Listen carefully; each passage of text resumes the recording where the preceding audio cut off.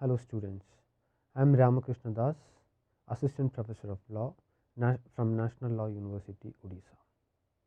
Today we will discuss about the concept of mistake of fact, mistake of law, accident, necessity and infancy. As we know, the basic essentials of crime, that is actus reus and mens rea. These two principles are embodied in the maxim actus non passet reum nisi mens et rea. An act will not constitute crime unless done with a guilty intent. The entire scheme of the Indian Penal Code, starting from section 1 to section 511, it is drafted on the principle of actus reus and mens rea. It is implied that all the crimes or all the offences which is explained in the Indian Penal Code, it is based on two principles, that is actus reus and mens rea. So, in order to consider a particular act is a crime or not, it is based on whether a person has done with a guilty mind. Not only in the Indian Penal Code, in all other special statutes also, but especially relating to the Indian Penal Code. Chapter 4 of the code says, which is titled as general exceptions. In the general exceptions, they explain some act as not an offence. See, the basic presumption is why they included chapter 4 as a general exception. That is the first question. See, as I said earlier, the entire act in the Indian Penal Code, it is based on two principles, that is actus reus and mens rea. So, here there is a presumption under the law which says that the chapter 4 of the Indian Penal Code, that is general exception chapter, lacks mens rea. It is a presumption. It does not mean that there is no mens rea, it is only a presumption. Here, for example, under the general exception clause, there are instances where a person will do an act intentionally, but the law justifies such intentional act on particular circumstances.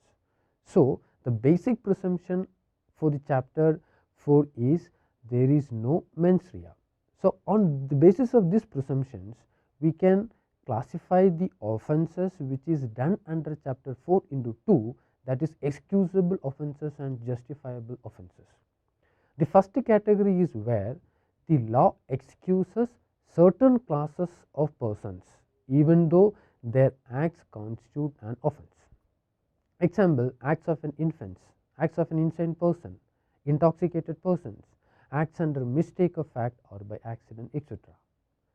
In the case of a justifiable offences, the second category is where the acts committed though are offences are held to be justifiable under certain circumstances and hence exempted from the provisions of IPC. This is the best example which I can say. Some persons are doing an act intentionally, there we cannot say that there is no mens rea, but certain persons are doing such an act under particular circumstances. So, such acts are justified even though there is a presence of mens rea. Examples, judicial acts done out of necessity or under duress, trivial incidents, acts done under private defense. Let us start with mistake of law and facts. The term mistake literally means commission or omission of an act, ignorantly or unintentionally causing injury or damage to others. It is an unconscious ignorance or forgetfulness of a fact, past or present, material to the contract or a belief. Mistake is one of the defenses available to the accused to get the exemption from criminal liability. Section 78 and 79 of the IPC deals with mistake. So, generally these two sections deals with mistake. Generally, mistake is of two types, mistake of law and mistake of fact. Both these mistakes is based on the maxim ignorantia facti excusat, and ignorantia juris non excusat, means ignorance of fact excuses and ignorance of law does not excuse us. Section 76 says it is an erroneous act which takes place when some fact which really exists is unknown, or some facts is supposed to exist which really doesn't exist. It excuses a person from criminal liability who is bound by law to do something and has done it, or who is in good faith owing to a mistake of fact believes that he is bound by law to do something and does it. Whereas section 79 absolves a person who believes by reason of mistake of fact and not by reason of mistake of law in good faith that his act would be justified by law. These two sections, though identical and accord the same immunity, are distinct from each other. Under section 76, a person believes himself bound by law to do a thing, and thereby he thinks he is under legal compulsion to do a thing. Whereas section 79, he says that he acts because he thinks he is justified in doing so, and thereby believes that there is a legal justification for his action. The purpose of these sections, section 76 and 79, is to provide protection from conviction to persons who are bound by law or justified by law in doing a particular act, but due to mistake of fact in good faith committed an offence. Section 76 says, act done by a person bound or by mistake of fact believing himself bound by law. This section reads as, nothing is an offence which is done by a person who is or who by reason of mistake of fact and not by reason of mistake of law in good faith believes himself to be bound by law to do it. Section 79 explains, nothing is an offence which is done by any person who is justified by law, or who by reason of a mistake of fact and not by reason of mistake of law in good faith believes himself to be justified by law in doing it. The plain reading of the wordings in section 76 and 79, which says, who by reason of a mistake of fact and not by reason of mistake of law in good faith believes, that is very important. It reveals that the protection of section applies only to mistake of fact and not to mistake of law. A mistake of law is admitted as an exonerating factor, it is argued. Every accused will take the plea of mistake of law as a defense, and it will be difficult for the prosecution to refute it and to show affirmatively that the accused knew the law in question. Allowing mistake of law will also lead to the encouragement of ignorance of law. So, the conclusion. So, as per section 76 and 79, which says mistake of law is not a defense at all, but at the same time mistake of fact is a defense which is recognized under Indian Penal Code. But however, there are certain circumstances, some situations which you can say that mistake of law can be treated as an defense, provided certain circumstances are there. For example, when the law is not published, that is the first ground which we can say that mistake of law as a defense.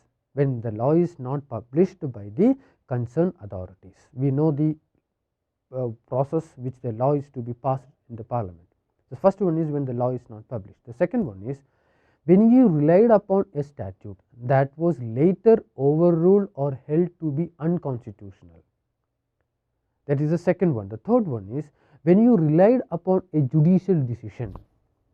The third one. The fourth one is when you relied upon an interpretation by an appropriate official.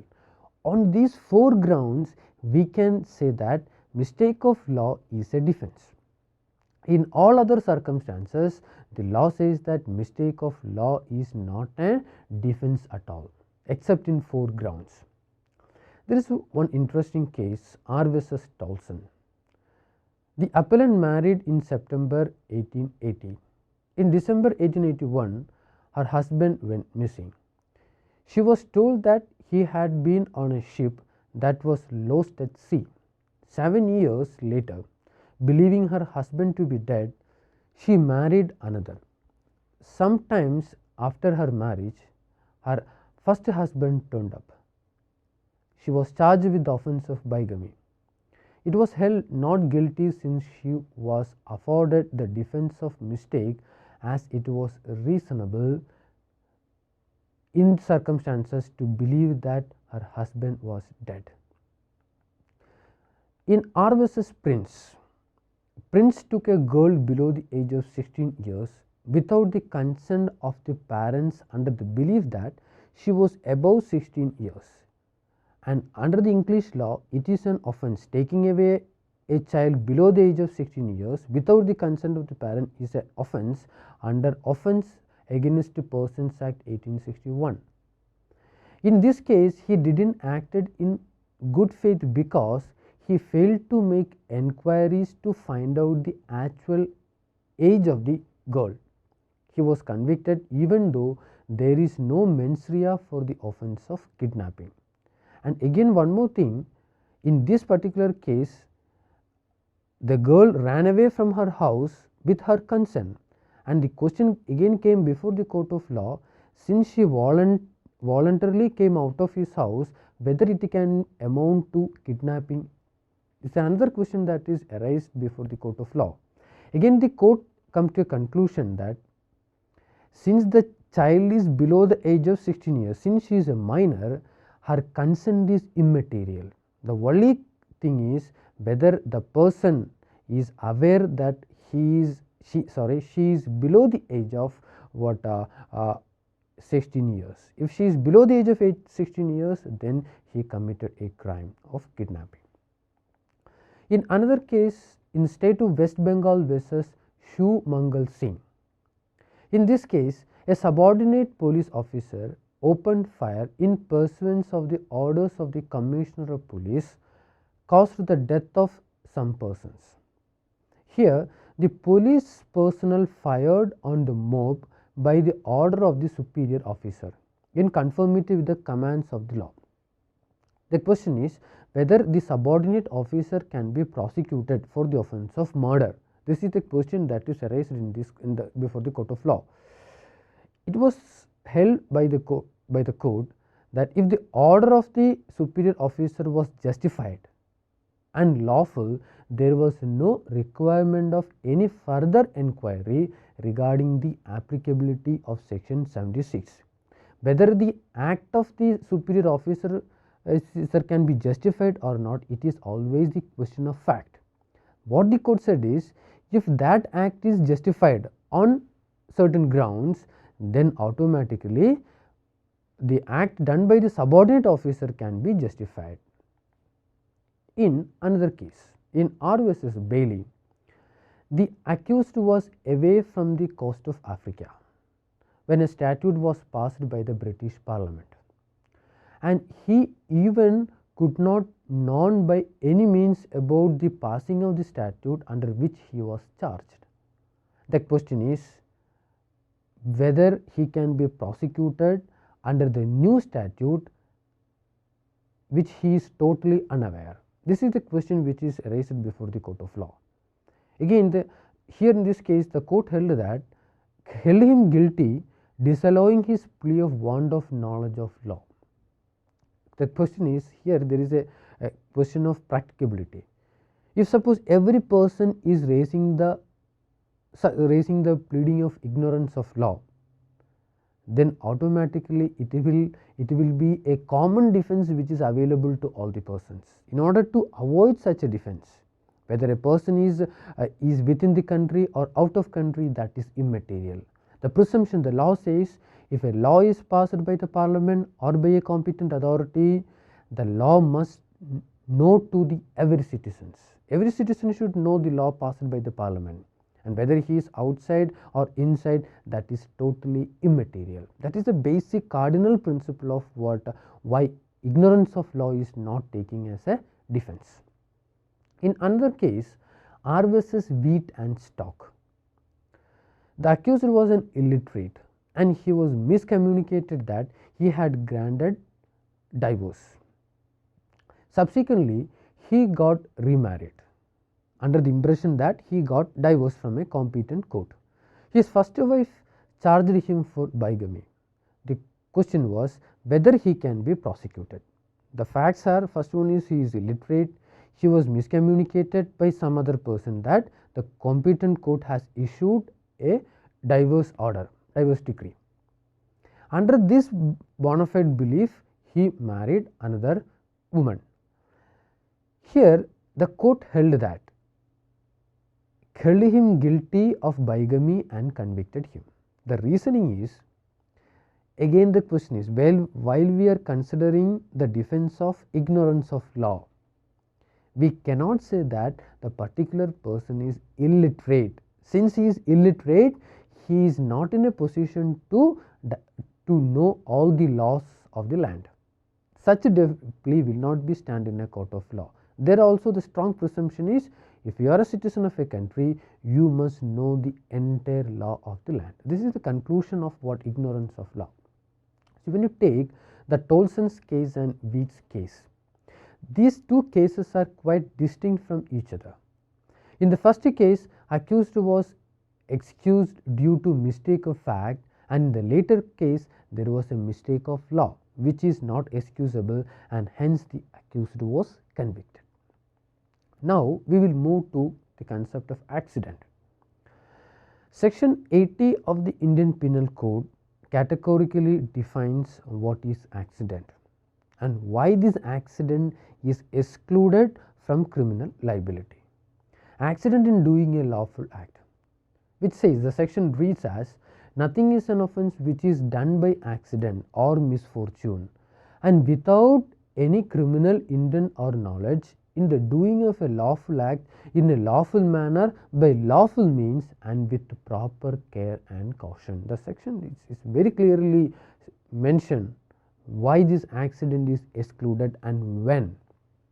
The main ingredients. What are the main ingredients under section 80?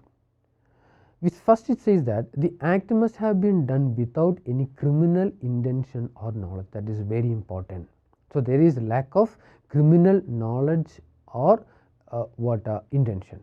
The second ingredient is, the act alleged to have been done against the accused must be lawful. The third one is, the act must be done in a lawful manner by lawful means and with proper care and caution. To bring an act within the meaning, the term accident used in section 18, an essential requirement is that the happening must be one to which human fault does not contribute. An injury caused is neither willful or negligent. It is something happens out of ordinary course of thing. In order to invoke this section, it must be proved that the act is done without any criminal intent or knowledge. It is mandatory to prove that the act is done without mens rea or guilty mind. Thus, injuries caused due to accident in sports or games are covered in these sections, because in every sports or games there is a consent between the parties. Otherwise, we can call the maxim voluntae non fit injuria, which says a consented act is not a crime. By applying section 18, we can say there is no intention, or there is no intention from the part of the accused persons. In sports and games, we can say there is a consent. There is one case in Tunda versus Rex. Two friends, they were fond of wrestling, participated in a wrestling match, and one of them suffered injury which resulted in the death of the other. The other person was charged under section 304A of IPC. The High Court held that when both the parties are agreed to wrestle with each other, there was an implied consent on the part of each to suffer accidental injuries. In the absence of any proof of foul play, it was held that the act was accidental or unintentional. Hence, there is a consensus between the participants. The court come to a conclusion that it is only an accident and unintentional. In another case, Jageshwar versus Emperor, the accused was beating a person with his fist. The latter's wife intervened with a 2-month-old baby on her shoulder. The accused hit the woman also. The blow struck the child on the head and it died from the effects of the blow. The accused was held liable even though the child was hit by accident. The reason is that the accused was not doing a lawful act in a lawful manner by lawful means. This section specifically mentioned that a lawful act in a lawful manner by lawful means, that is very important. If a person is doing a lawful act, it does not mean that he is entitled to get the benefits under section 880. What it says that he must do a lawful act in a lawful manner by lawful means. If an act is lawful but done it through unlawful manner, this section does not have any application. Further, this section emphasizes act must be done with the proper care and caution. That is very important. What is expected is not utmost care, but significant care that a prudent and reasonable man would consider adequate in the circumstances of the cases. There is one case in Bhupendra Singh versus State of Gujarat. The accused constable along with his head constable was on patrol duty at a dam site which was in danger on account of heavy rainfall. The accused took the plea that he saw a fire and hence fired. The accused closed at short range without knowing the identity of his target. The Supreme Court held that the act was done without any care and caution. His conviction for murder was upheld and he was sentenced to life imprisonment. See, this case is very important. He fired while he was under duty, and the reason, the ratio which the court took in this case was he fired. Yes, he was on duty, he was lawfully, he was exercising his duty, but the last point which is explained in the section, that is very important. The section says that it must be, all the act must be under care and caution. If the police officer who is under duty acted carelessly, then he is not entitled to get the protection under section 18 of the Indian Penal Code. Now we will move to necessity. Section 81 deals with necessity. The section reads as, nothing is an offence merely by reason of its being done with the knowledge that is likely to cause harm, if it is to be done without any criminal intention to cause harm and in good faith for the purpose of preventing or avoiding other harm to person or property. That is very important. The last part is very important. The last part says about for what purpose we excluding a person from criminal liability. To invoke this section, the following ingredients must be necessary. First one is, the act must be done under good faith. Second one is, there must be no mens rea.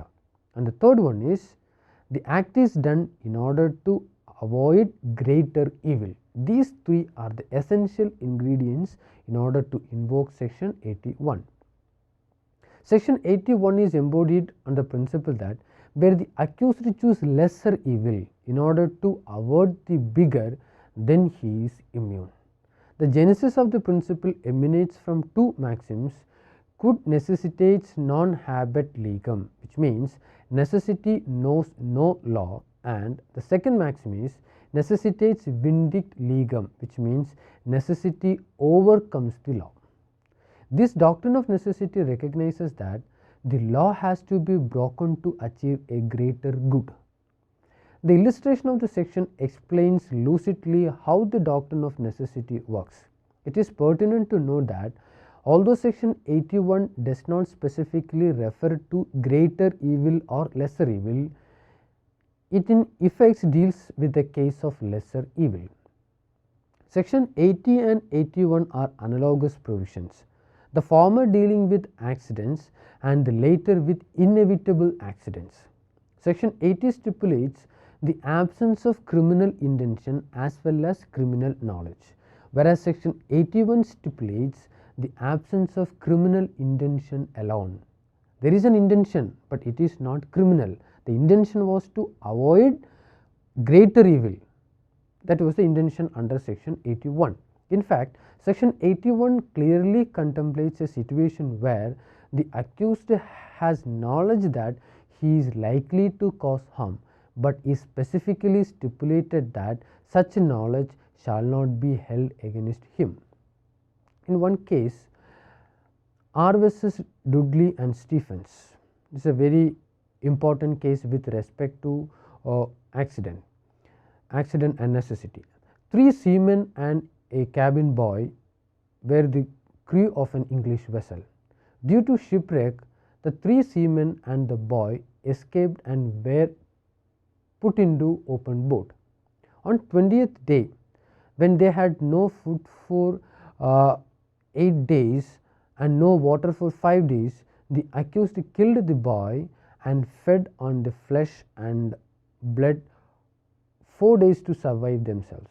On the 4th day, they were picked up by a passing vessel and subsequently they were prosecuted for the offence of murder of the boy. The accused pleaded the defence of necessity to get exemption from criminal liability. The question is whether the accused is entitled to get the benefit of necessity. First question is, killing a person, whether it comes under section 81 or whether it comes under the concept of necessity. The Privy Council held that the accused guilty of murder, the accused is guilty of murder and he is convicted on the following grounds. The ratio which is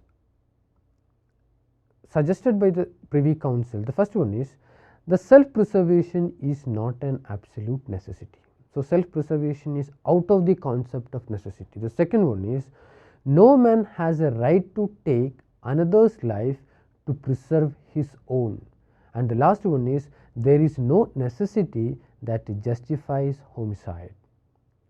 This is about accident. So, this is the 3 cardinal principles still relevant when we are discussing about the concept of necessity and accident. These 3 principles are still relevant in adjudicating the principle of what necessity. Next we will move to infancy.